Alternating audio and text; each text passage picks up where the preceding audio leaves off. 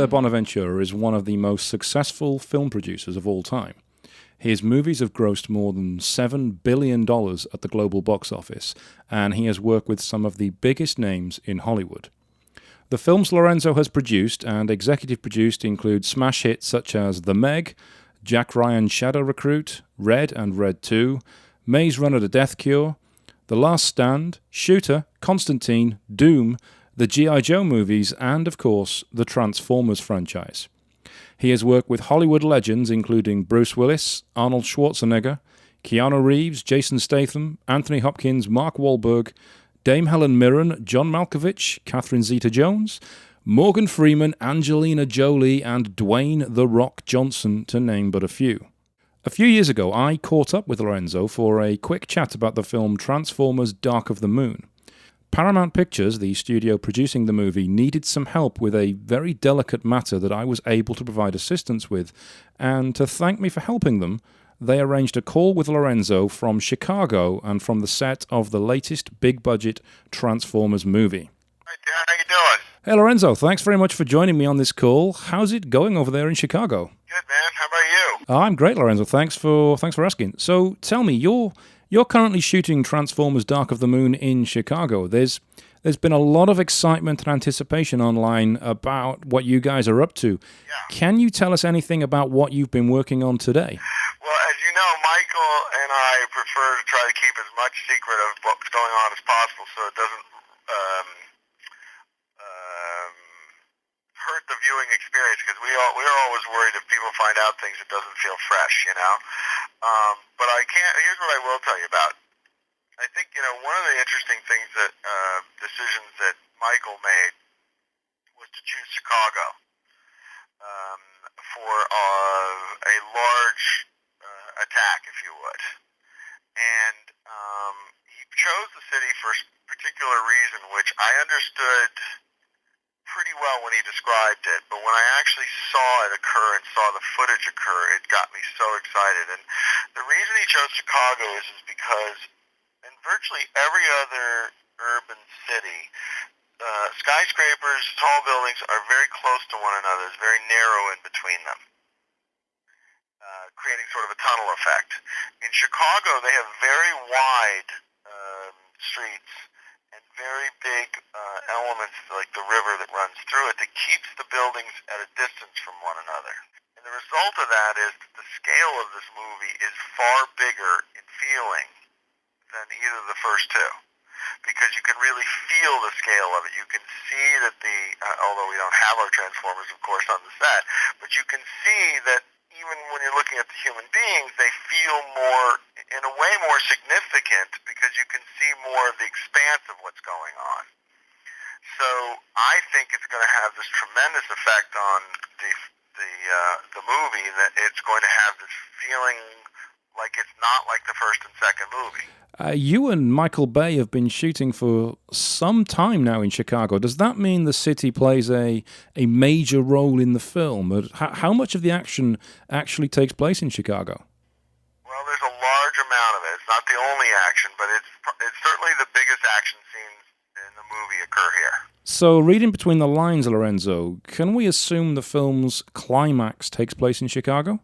There's a lot of the climax occurs here. There's some other places it occurs as well, but there's a lot of it that occurs here throughout. I'm trying to think as I answer the question when you think about the overall movie.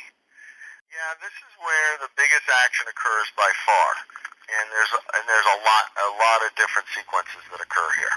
With your second Transformers movie, Revenge of the Fallen, for me, it seriously upped the stakes from the first movie in terms of action spectacle. But how does Dark of the Moon compare with the first two movies on that front? Well, I think Michael's topped himself. I've just seen, Michael showed me the other day about 7 minutes of cut footage. Now, I've been watching dailies, and that's one thing, but when you sort of see it cut together with music and I mean, there wasn't one of us who saw it, Shia, myself, and a bunch of us saw it, who literally looked at each other and said, there's nothing in the first two movies of this scale. And this is without the robots in it. Yeah. So you can imagine what it's going to be like when we have the robots. Speaking of the robots, I would be remiss if I didn't ask. Which characters... Never going to get me to tell you. Well, okay. Perhaps you can't tell us about any new characters, but how about the returning characters? Which characters are coming back for the third film, other than the obvious Optimus Prime and Bumblebee? We've always felt that, Bumblebee and Optimus probably are the two most important Transformers. And we wanted to make sure that both had very central roles in the movie. So that's definitely occurred. So what is it, do you think, that makes Transformers so successful and the films do so well at the box office, where other movies based on toy lines perhaps have failed? Well, look, I think the biggest distinction, and the fans like yourself who understand this, is it's not a toy line, it's a mythology. There's a giant amount of mythology that exists to draw from. And, there's other toy lines, which, I've looked at myself, and some probably will make good movies, but you have to invent it from whole cloth.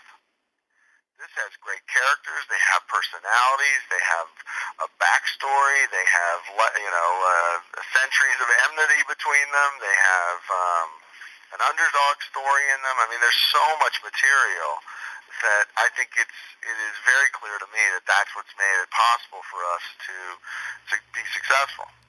Here's a question I just have to ask. What is director Michael Bay like to work with on set? I love it. It's so much fun. It's like an adrenaline rush every day. He commands the set in a way like none other. And you are constantly racing from one spot to the other in his quest to get the most amount of every moment, the most amount of biggest bang, the most dramatic emotional exchange. It's really fun because a lot of sets you sit around on and you sort of go, okay, when's the next shot? You're never doing that. You're always moving. He's always moving the camera. He's always moving the set. He's always reaching beyond what you saw on the page, and that's exciting for those of us sitting on the set. And how much longer do you expect to be filming in Chicago? Towards the end of this month is when we finish here, and then we go on to Detroit. And not that I'm trying to pry anything out of you that you're not allowed to reveal, but is that for another action sequence in Detroit? There are production sequences in Detroit as well. Now, obviously, there was an issue recently where some footage from the set was leaked, but just how soon is it likely to be before we see some official footage from the movie, maybe in the form of a teaser trailer? That's a good question. I don't know the answer to that. I know that we've talked about marketing materials coming out late fall, early winter. Probably not till then at the earliest. We have the advantage in this movie of everybody knows we're there.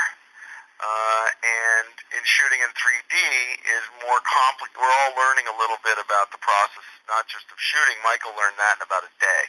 It was amazing. I heard a lot of these stories about how difficult it was and how slow it was and how cumbersome it was. And I'll tell you, he changed my perspective on it completely. About literally one day we did a pre-production of practice, and then first day on the set we're shooting away at 3D. And there are some advantages and disadvantages. So at the end, I don't think it's a hell of a lot different from a process point of view.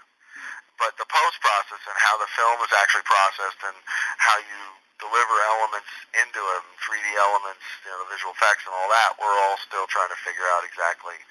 I mean, obviously we know how it works, but it's new to us, and so we're on that learning curve. Oh, speaking of 3D, that's a technology that's still very much in its infancy.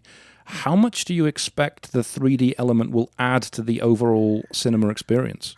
Well, Michael is a visual.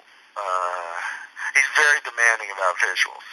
So I have a feeling that we're going to really, really like what's occurred with 3D.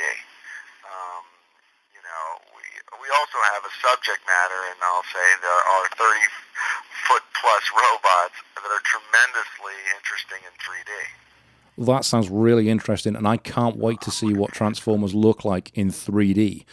What But what about a young Lorenzo? What films did you used to enjoy growing up that perhaps inspired you to get into the film business in the first place? That's a hell of a good question. I don't think I've ever been asked that question. Cool Hand Luke, Deer Hunter, Apocalypse Now, probably Godfather. Those movies probably. Maybe Star Wars too. Star Wars, of course. I noticed there's also a strong Marlon Brando influence on your film choices there. I guess there was. I didn't mean it to be, but I think if all those movies took you to a very different world. French Connection's another movie that really influenced me, and those movies were very uncompromising in what they were trying to accomplish, and they really got me excited because of it. First time, though, when I think about it, the very first time I was like completely blown away as a kid. Sadly, it tells you how old I am, but it was when I saw Bullet in the theater. Right. I think I was too young to see it, but boy, was it cool. It certainly was cool, and thank you very much for your time, Lorenzo. It's been an absolute pleasure speaking with you, and I can't wait for this movie to come out. My pleasure, and I appreciate you being helpful to us. I've been talking with Lorenzo di Bonaventura, an interview I conducted several years ago during the production of Transformers Dark of the Moon. If you've enjoyed this interview, please do me a massive favor and subscribe to this podcast on whichever medium you like to listen to podcasts on. And it would also be great if you could help me get the word out by leaving a 5-star review. I'm Darren Jamieson, and you've been listening to the Engaging Marketeer podcast.